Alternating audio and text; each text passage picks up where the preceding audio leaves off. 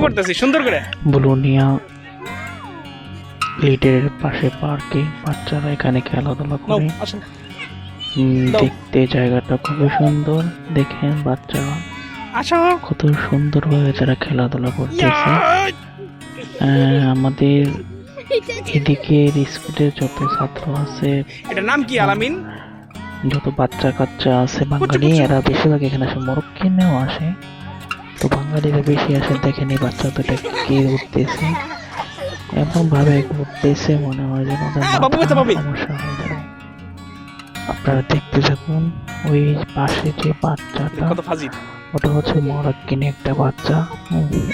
অনেক ফাজে, অনেক দুষ্ট।